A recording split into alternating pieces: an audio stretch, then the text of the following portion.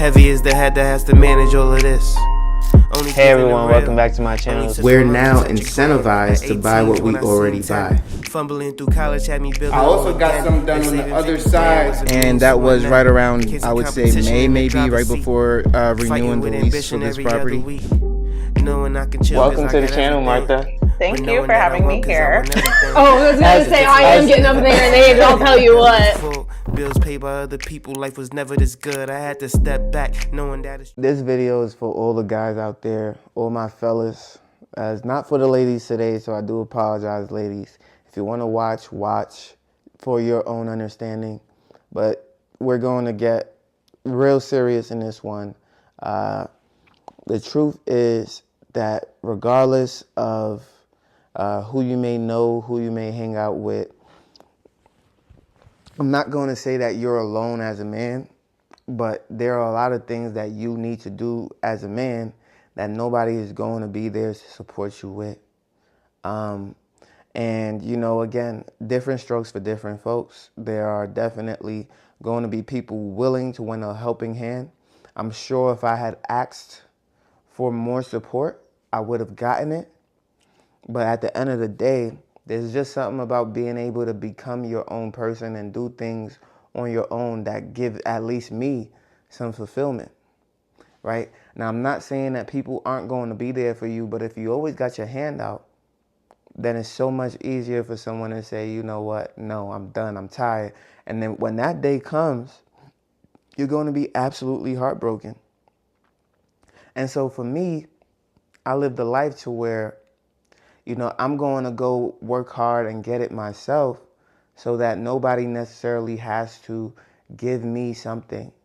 And if the day ever did come to where I am in need, I'm sure that the family would be there to support me as I them. You know, a lot of the times, like I said, if you watch my last video on financial independence, I talked about the sacrifice that I made over a 3-year period to where family wasn't necessarily a part of the goal, a part of the plan for me. It was more so about reaching financial independence. And I told you I didn't reach financial independence until my net worth surpassed about $300,000. And so if you ever watch one of my most popular videos, Roadmap to 250,000, I was not financially independent when I got to 250,000, right?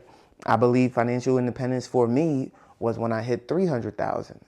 And so everything within that video to get to 250,000 was still on the road to financial independence, which means I was tunnel vision, which means my goal was set on achieving something that I had never achieved before, right? And so, you know, now that I'm in a place to where I can now start to provide and help others, I start to look at things in a different light. I start to look at things from a giving perspective. I start to look at things from a I can help you perspective, just like some of my family members wanted to do for me. I would be lying if I said my uncles did not want to support and help me more than I allowed. I'd be lying if I said my mother didn't want to support and help me more than I allowed. I always had a place in my uncle's home. I always had a place in my mom's home. I didn't need to live on my own. I didn't need to get an apartment. I didn't need to get a house right away. And so because I did that, I was letting them know I wanted to be independent. I wanted to stand on my own 2 feet. And although I was able to achieve that financial freedom and financial independence, I could have had tens of thousands more dollars working for me at the time, but also so much less stress. When I bought that first house, I was stressed out, no money at all, trying to make my first month's mortgage payment while my tires were being slashed, while I was going to a restaurant that I absolutely hated and didn't have any breaks and time off for. There were days where I worked 14 days straight, no breaks. And even on my days off, I would still have to go into the store because a manager would say something as absurd as I forgot my keys at home. Can you come and drive down here and open the store for me? Insane behavior. Insane behavior. Right? And so that is what I had to deal with as a store manager, as somebody getting into real estate for the first time, as somebody trying to better myself. Had to figure all that out. Now, I absolutely made my life harder than it needed to be. But at the same time, without that, I don't know what I would be. I probably would have been a more family-oriented person from the jump had I allowed family to guide me and be at my back with wins and sales the entire time. And probably that would have been better. Sometimes we need to allow for help, allow for those around us to support us if you have it. If you don't have it, then this video is definitely for you, because I really did a lot on my own, right? A lot.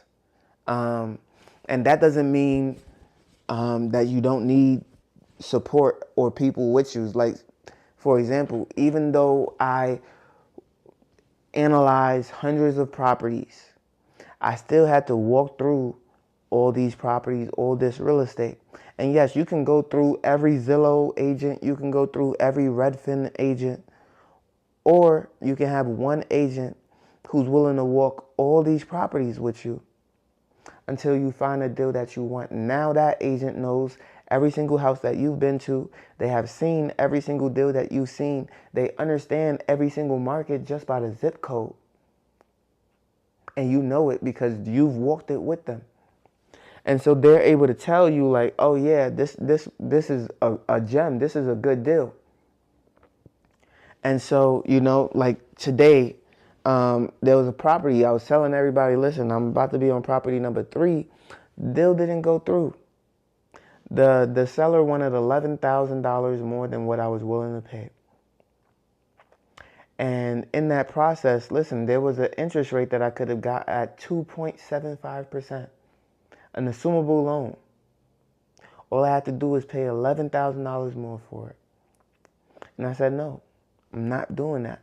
The property is not worth that. You know why I know it's not worth that? Because nobody else is willing to pay it. That's how I know the property isn't worth it. If nobody else is willing to pay it, why would I?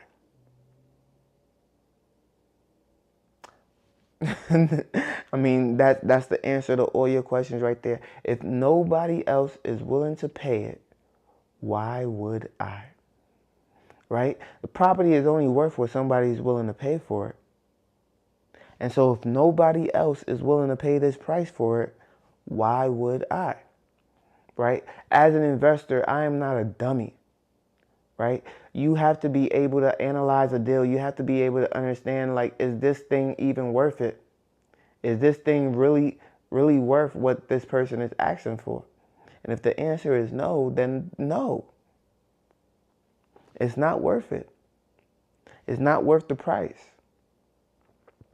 And so you can't be financially stupid when getting into deals because of a shiny new tag, 2.75% rate, 1980 mortgage payment every single month on a duplex, just to make $2,200 a month on a good day. Meaning you're probably pocketing about $300 and $200 of that gotta go to repairs. So you're only pocketing $50 in cash flow, hoping to get your rental payment every single month and hoping that nothing breaks, because then you got to go through insurance. And you can't raise rents because it's kind of tapped out for the area. And it's only a 2-bedroom property, so you don't really got a family there. If it was a 3-bedroom property, then you could really start to think family and long-term tenants. But no, it's a 2-bedroom. So all of these things are going through my mind, and I just see it as an equity play for the seller. And there's really not as much benefit as you think for me as the consumer, as the buyer. And so, when we look at things from all perspectives, my agent is able to say, listen, I see what you're saying. I understand what you're saying. We can try and get a deal for you to work. We can try and get the price that you want. But if they're not able to budge, if they're not willing to move, then that is what it is. And, that's when you want people in your corner that are able to say, that's not a good deal, or that's a good deal. But they also believe in me, and they also know, like, I know what I know. So I know what a good deal is, and I know what I can do with that financially, should it fall in my lap at the price that I asked for, right? So, there were certain things that I said throughout my life that family was absolutely able to help me with. I'll give you a few examples. When I bought my first property, the interest rate was supposed to be 3%. I threw a hissy fit for almost 3 weeks until my uncle gave me a new agent, because I saw a rate that said 2.75, and I kept telling my uncle, I cannot have a 3% rate. I can't. I know I'm better than that. I know I'm worth more than that. And lo and behold, as soon as he called up one of his friends and they took in my information, I got a 2.625% on that same property. Relationships. But then it's also my negotiation skills. When I say I'm going to take $5,000 off the property, instead of paying $145, I pay $140. Knowledge, understanding. That's what I did. When everybody else was telling me, no, just pay the price, it doesn't matter, I took $5,000 off. And on this property that I'm living in now, they didn't want to pay for the fortification of the beams in this house. Guess what? Had to get that done. Had my agent negotiate that for me. I use the same people that I always use to get that done. Great deal. Property values increased for both of these properties. Awesome. And even if it didn't, so what? Still receiving that cash flow. Right? And so, again, relationships. Still utilizing the same agent who's still been in the business and understands what's going on within the business. Still having those same relationships to where I can draw on that. One of my uncles is finishing his basement. I understand that I want to finish mine. That I'm going to need tools. I'm going to need labor. I'm going to need people who understand what it is that they need to get done. And then we go ahead and move forward with that. And so, building those relationships, building that understanding so that I can then go ahead and do that. Super important. But again, as a man, you're going to do so much on your own so that you have time to focus on those relationships. You don't focus on the relationships first and not have anything to show for it, right? Who wants to be around someone that absolutely can't provide nothing of value, nothing of substance, no nothing to the conversation? Outside of your own family, that should probably want nothing from you. Like, understand what guys these days are asking women, what do they bring to the table? Listen, what do you as a man bring to the table? What do you bring to the table? And I'm not saying this to down anyone, because that's not what you should take away from this. It is to inspire you. Listen, this is what I'm going to bring into the table till the end of 2024 and moving forward into 2025. This is what I'm going to do right now in order to elevate, in order to push myself to be better than what I was before. And this is what I'm going to do from a family perspective. This is what I'm going to do from a financial perspective. This is what I'm going to do from a relationship perspective after I've achieved X, Y, and Z, X, Y, and Z, X, Y, and Z. So that when people ask me, I had somebody ask me today, hey, do you still do YouTube? I post every single day at 8 a.m. daily on YouTube, Rumble, and Spotify for podcasters. You asking me if I still do YouTube? You know, when people start to ask those questions, you might get down on yourself like, oh, they're not paying attention. Oh, they're not, focused on what I'm focused on. But in the reality, I didn't provide enough value for them to want to tune in. Or maybe they're not ready for this type of content. But I'm going to go with the first one because that means I can improve. I'm going to go with the I did not provide enough value, so therefore I can improve. Because if I can improve and if I can get better, that means if more people watch me, that's great. That's the whole point of it all. And so if I know that all I got to do is improve, the sky is the limit because I have all the time in the world and all the chances in the world to go ahead and do just that. And so knowing myself, I know eventually I'll just be a household name. Festus will be a household name. Invest with Festus for a reason. Right? And so I say all that to say, fellas, absolutely lock in. It does not take 10 years. It does not take 5 years to achieve everything that you want to achieve.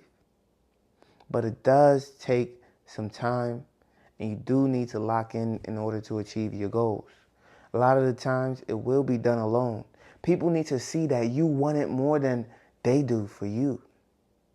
Because if I want it more than you do, it's never going to work. It never will work. And at some point, people get tired of wanting more for you than you do for yourself. Everybody wants a nice, shiny car. Everybody wants a nice, shiny house, but they don't want to maintain it. I promise you, when someone buys a big, luxurious house, they've worked so hard that they don't even spend enough time in it, to be honest. When somebody buys a nice, shiny car, that don't take a lot of effort.